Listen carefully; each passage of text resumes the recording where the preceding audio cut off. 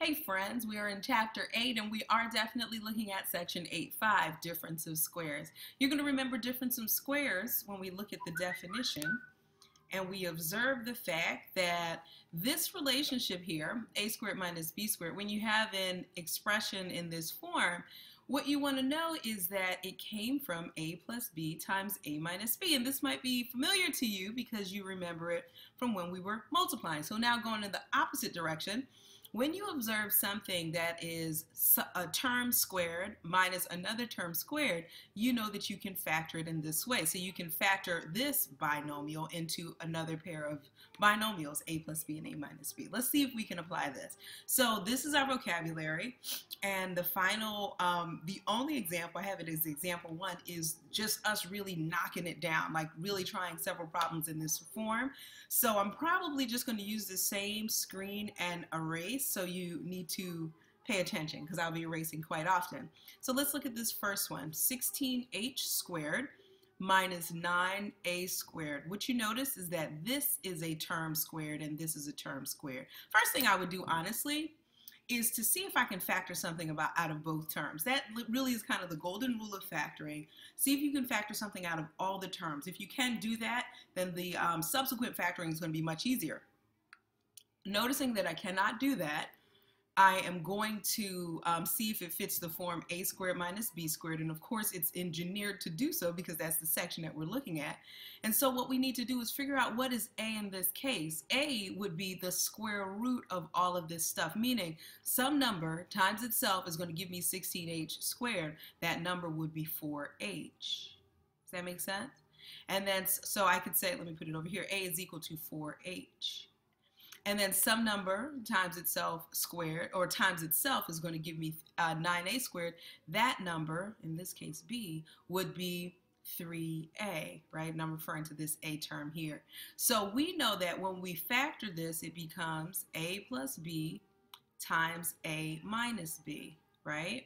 And so what we're going to do here is utilize that fact. So this is 4h plus 3a times 4h minus 3a.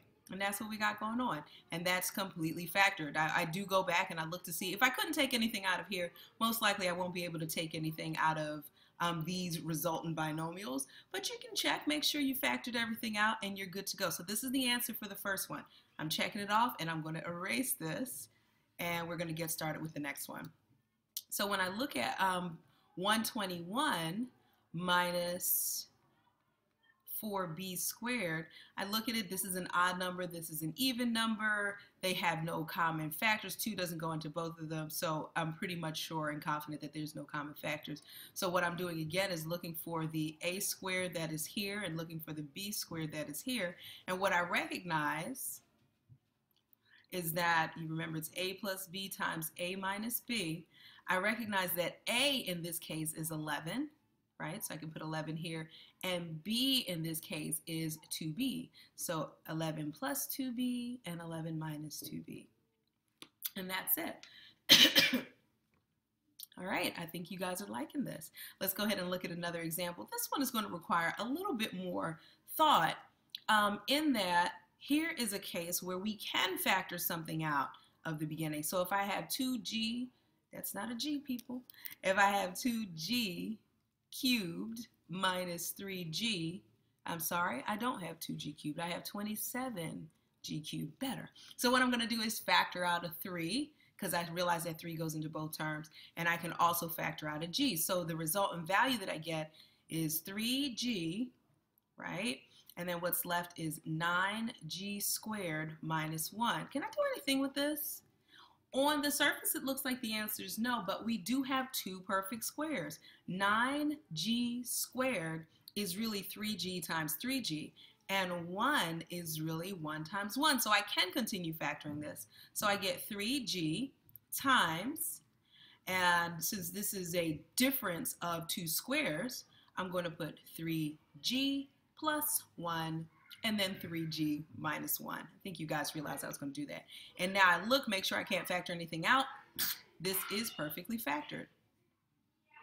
Okay, so moving on, we're looking at this next example, which is going to be actually a little bit different than the last one. At first on the surface, it looks pretty almost straightforward, right? You realize that we can't factor anything out of b to the fourth and 16. They have no common factors. So we're looking to see if they fit the form of a difference of squares, and indeed they do. A squared minus b squared equals a plus b times a minus b. You're tired of me saying it, but I want you to remember it. Hold it in your heart. Okay, so b to the fourth power, if I look at b to the fourth power as a perfect square, it would be b to the second times b to the second.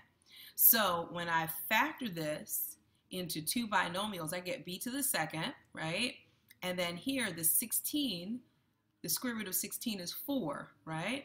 So I have this, and it feels like I'm done. This cannot be factored anymore. This doesn't fit one of our special forms, which the only one we know right now is a difference of squares, but this one does. So as I look at this part, I see I can keep on going. So I'm going to bring down b squared plus 4. But then, why can I keep on going? Do you guys know? Because I have a difference of squares again, right? So that this b can be placed here and here, and I have a plus 2 and a minus 2, and now I'm done. So this is this term factored perfectly, or factored completely rather, all right? So we've got that done. Let's go ahead and keep it moving. Let me see what else we got here. Oh, this one looks rather inviting. Well, I feel like this is going to be very similar to the last one. So I've got 625 minus x to the fourth power. Indeed, this is a difference of squares. I don't know if 625 means anything to you, but I would say start looking, well, anyway, 625 is 25 times 25. And the more you play around with numbers, the more things like that will reveal itself to you. And so you see that you've got this perfect square, 25 and 25. 25 gives me 625. The next thing we're going to do is subtract the x squared, or add x squared and subtract x squared. It really doesn't matter the order, but I've just been doing plus minus, so I was continuing that trend. However, we see that this cannot be factored any further because that is indeed as far as we can go. But here we've got a difference of squares, so it is very similar to the last problem.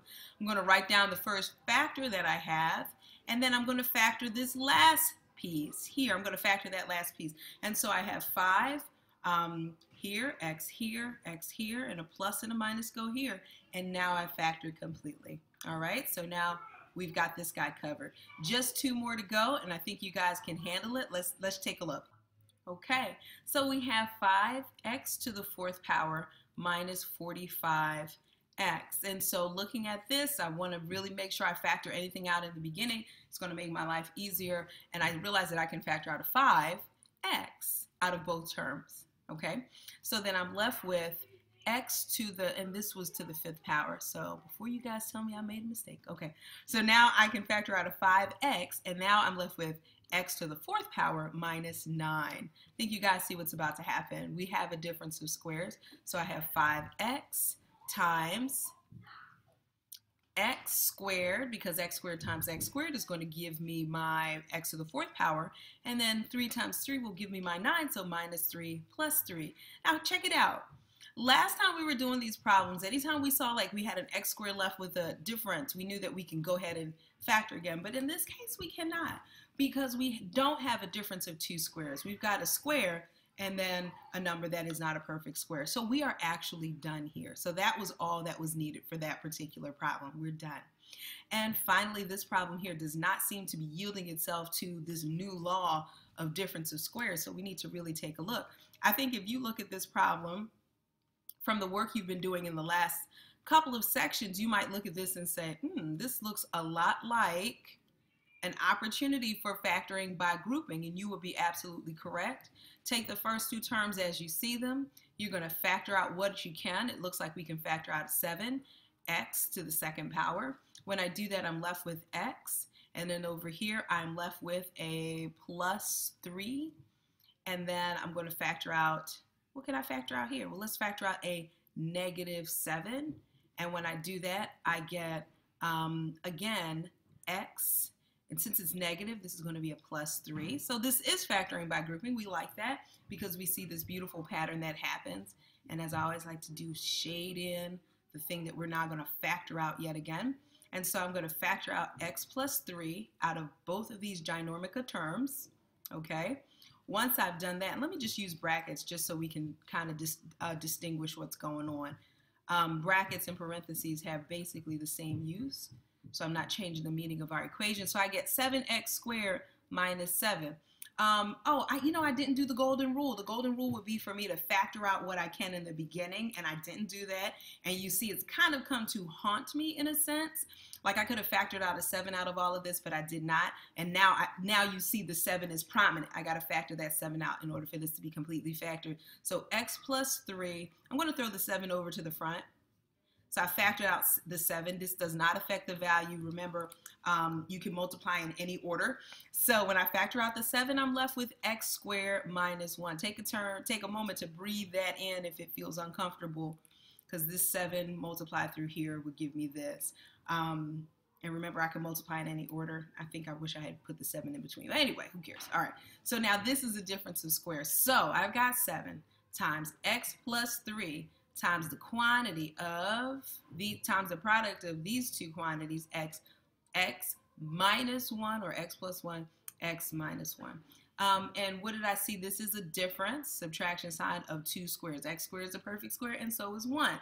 With that in mind, I feel like we have exhausted a lot of the different situations that you might find yourself in where factoring the difference of two squares is necessary.